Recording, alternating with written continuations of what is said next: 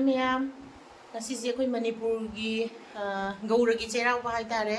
Ado akhoi nahan sida laiminaba ma'am je nongma panbada chairau grabane ado ngasi sina Chennai da laiba maitai ma'am punjhallaga akhoi gi Chennai Manipuri Forum na sinbiraga chairau base pangthokadoine ado akhoi ju thapdi khara thape adubu saruk yazaruge na ngasi gi video se adugi ona thagatsarake tawbane yengminarsi ma'am.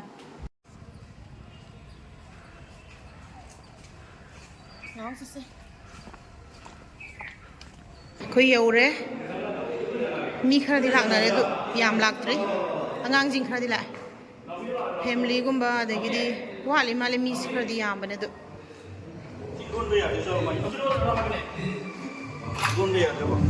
angang sing khara di la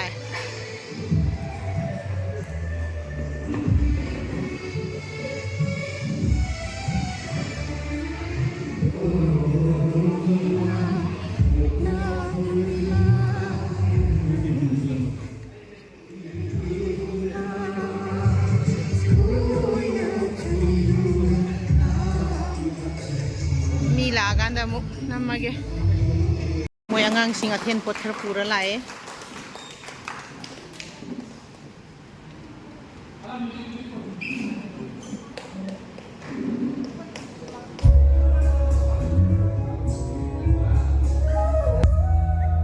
aduga ya koi nong sir bai nong sing mamang chon chon la o mai mamang chon da pam aduga program si chu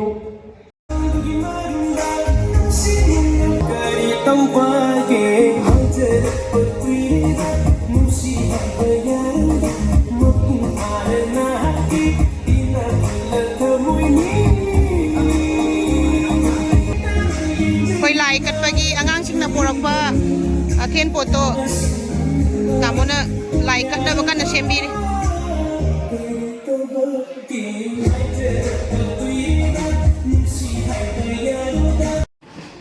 khoi lai khum ba hore han sing ma'am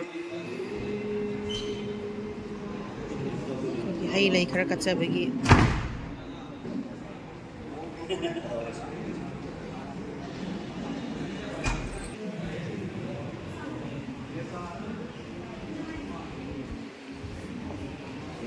naga pai messenger matunda masiki Chennai Manipuri Forum na sinjariba cherau ga gi event asta mayam lexin repe an nungaijare aduga haurakpoina pagi tamo sulom jatan siru tamo so pagi maya da pagi lexin lai bira kana kitang pagi cherau pagi pagi chanari yoina halam singda poina football dan tanna ba pagi bana jage aduna tamo Prithviraj pagi CMA president birba ham da kausanjari tamo piro aduga tamo so abade anda tamo rensana apagi ma'am da tamo will stay here on the United States and then lapiro tamo ya misla to please tamo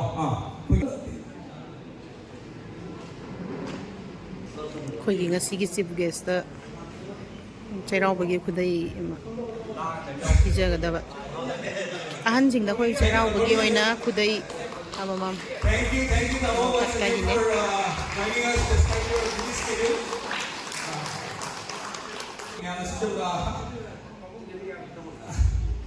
thank you Babu for joining us CMK Vice President member thank you Babu for joining us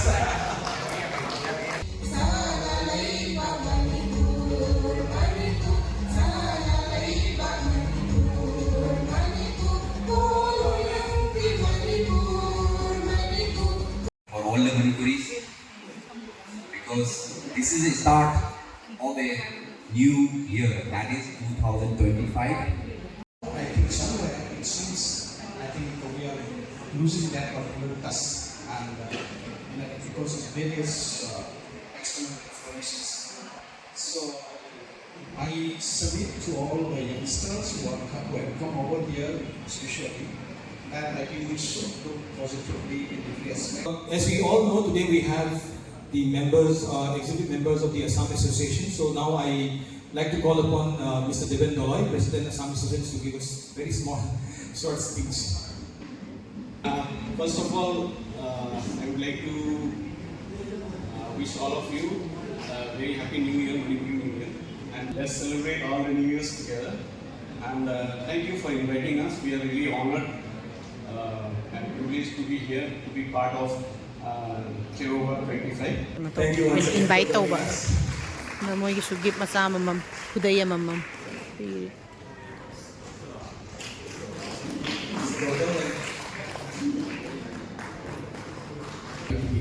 Sige akhoi gi chip case ne. And at the outset, I would like to thank Today Manipur Forum, Manipuri Forum, for inviting me and for having me here on this very auspicious day. 확장 디셀레바, 그 더벅 디셀레바. 아버지나 람품 담 디셀레바. Asengba ne. Akhoi se yumdadi yauningba thabak inghang sina yadabnina sida sum tauba taba chatti chatningba paidi leitaba.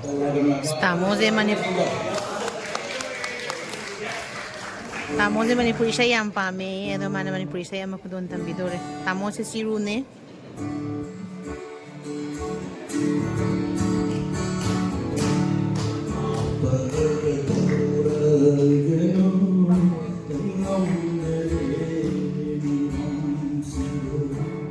program makatara ko yung hoichen toy ni to dagi dance masa ang image.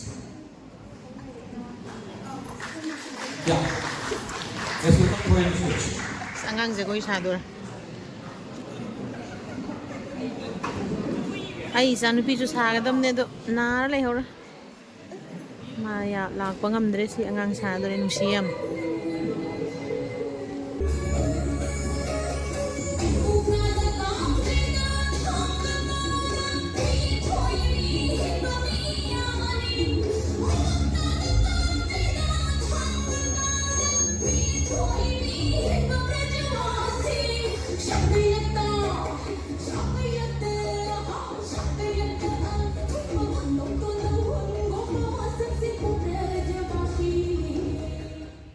My honor and pleasure to deliver the vote of thanks for today's memorable occasion. I would like to thank Sir S.J. Chiru, our esteemed chief guest, for his gracious presence and wonderful performance despite his packed schedule. Sina group photo kapagi ready. Ang sing flop. Pwede lang salo ay kano ta ulo ra yaw sa laki. Ay yaw ra ke ba. Nanda hana ni ready ta. Hoy kasi. Group photo kapagi. Mamang tak kena apa kena tahu lagi no, kena pergi. Kena tahu kena. Ini sangat no.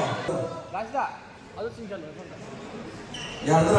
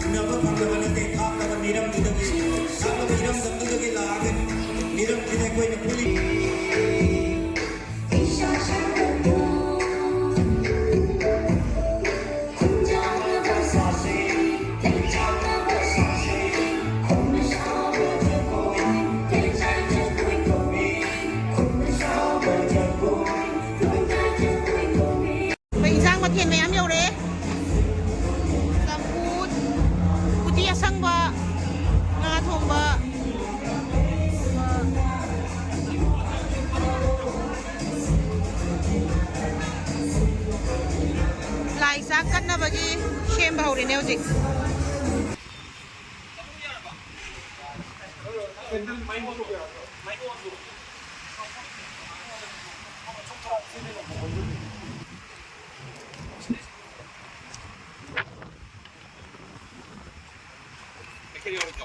플레이트는 피실라고 했는데 그래서 너무 하기 아니.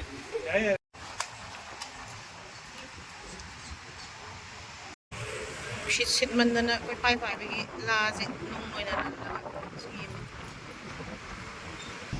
ꯂꯥꯏ ꯆꯥꯛ ꯊꯥꯕ ꯂꯣꯏꯔꯦ. ꯃꯅꯨꯡ ꯆꯪꯉꯒꯦ ꯑꯩꯈꯣꯏꯁꯨ ꯆꯥꯛ ꯆꯥꯅꯕ.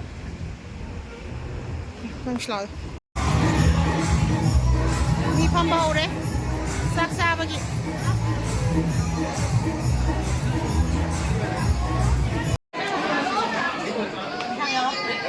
인자가 없어.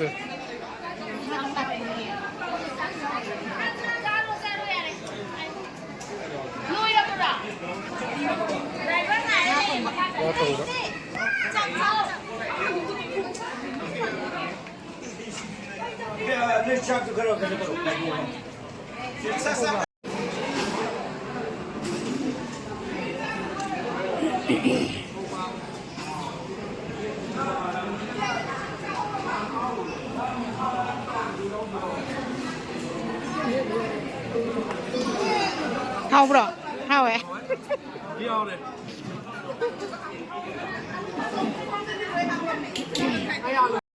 꽌 올리시다. 야, 좀 지도록 꽝이 그랬는데. 마이가 보고 저희가 ꯑꯉꯥꯡ ꯁꯥꯇ꯭ꯔꯁꯤꯡꯗ ꯑꯩꯈꯣꯏꯒꯤ ꯃꯅꯤꯄꯨꯔ ꯐꯣꯔꯝꯒꯤ ꯇꯔꯞꯇꯒꯤ ꯇꯤ-ꯁꯥꯔꯠ ꯑꯃꯃꯝ ꯌꯦꯟꯕꯤꯔꯤꯅꯤ. 자자 삐그러지.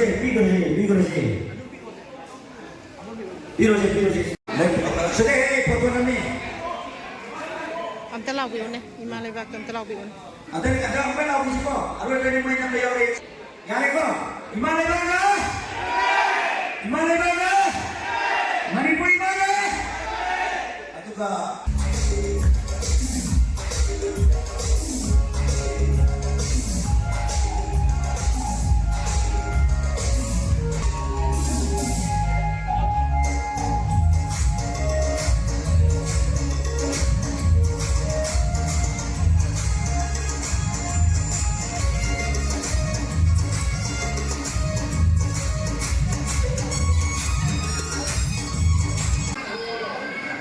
ꯉꯁꯤꯗꯤ ꯆꯥꯛ ꯆꯥꯕꯁꯨ ꯂꯣꯏꯔꯦ. ꯑꯩ ꯕꯦꯇ꯭ꯔꯤ ꯂꯣꯏꯗꯣꯔꯦ. ꯑꯗꯨ ꯉꯁꯤꯒꯤ ꯑꯣꯏꯅꯗꯤ ꯚꯤꯗꯤꯑꯣꯁꯦ ꯁ꯭ꯋꯥꯏꯗ ꯂꯣꯏꯁꯤꯟꯖꯔꯒꯦ.